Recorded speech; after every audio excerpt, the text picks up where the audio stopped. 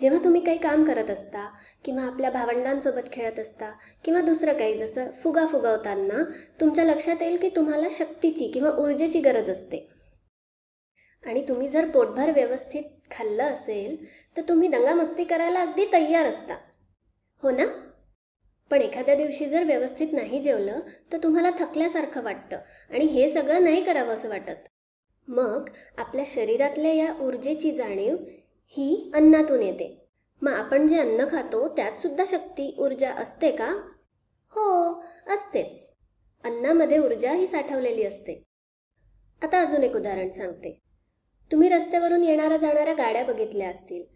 त्यांच्याकडे इथून तिथे जाण्यासाठीची लागणारी ऊर्जा कुठून येते? आता आपल्याला हे तर माहिती आहे की गाडीतलं पेट्रोल संपलं की ते भरण्यासाठी पेट्रोल पंपवर परत जावं लागतं.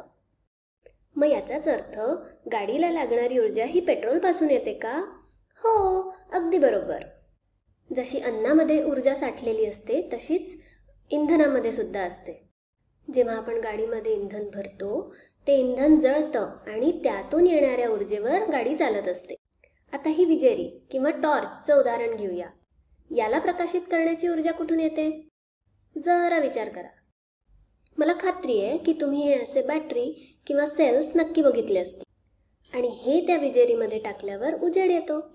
मग याचा अर्थ प्रकाश तयार करण्यासाठी लागणारी ऊर्जा या बॅटरीजमधून येते. मग याचाच अर्थ की या सेल्स आणि बॅटरीजमध्ये सुद्धा ऊर्जा ही साठवलेली असते. ठीक आहे ना? आता आपण पाहिलेल्या प्रत्येक उदाहरणात कुठलंही काम करून घेण्यासाठी ऊर्जेची आवश्यकता आहे. ऊर्जेमुळे गाड्या चालतात आहे, ऊर्जेमुळे विजेरीतून प्रकाश येतो आहे, खेळण्यासाठी उत्साहसुद्धा ऊर्जेमुळे आला आहे. ऊर्जा ही सगळ्या गोष्टी घडवून आणते आहे. आता अजून एक उदाहरण झाडांच्या पानांचं घेऊया. पानांवर सूर्यप्रकाश पडल्यावर काय बरं होतं?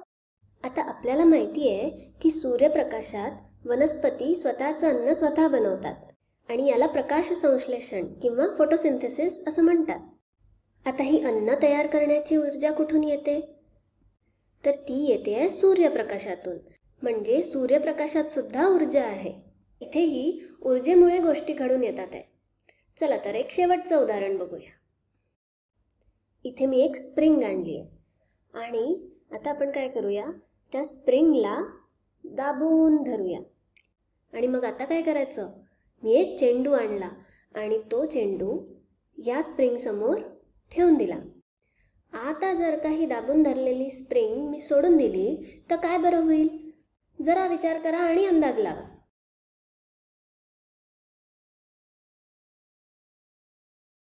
मला वाटतं आता तुमचा अंदाज लावून झाला असेल.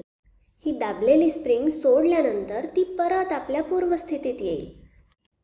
त्यामुळे आपल्या या चेंडूला धक्का बसेल आणि तो उजव्या दिशेला गतिमान होईल. आता खरंच तसं होतंय का हे बघूया. दाबलेली स्प्रिंग सोडून दिली आहे आणि ताबडतोब तो चेंडू उजवीकडे जायला लागलाय. आता या उदाहरणात नेमकं काय घडतंय ते बघूया. हा चेंडू काही अंतर उजवीकडे सरकलेला आहे. कुठलंसं बल त्यावर लागलं आणि म्हणून तो चेंडू उजवीकडे ढकलला गेलाय. जेव्हा बल लावून एखाद्या वस्तूचे विस्थापन होते तेव्हा कार्य झाले असे म्हणतात. आणि या उदाहरणामध्ये आपल्या चेंडूवर बल सुद्धा लागलाय आणि त्याचं विस्थापन सुद्धा झालंय. मग आपण असं म्हणू शकतो की त्या चेंडूवर कार्य झालं आहे. पण हे कार्य केलं कोणी? आपण तर त्यात काही नाही केलं. दाबलेली स्प्रिंग जेव्हा सोडली तेव्हा त्या स्प्रिंगने चेंडूला धक्का दिला आणि म्हणून तो चेंडू उजव्या दिशेने जायला लागला.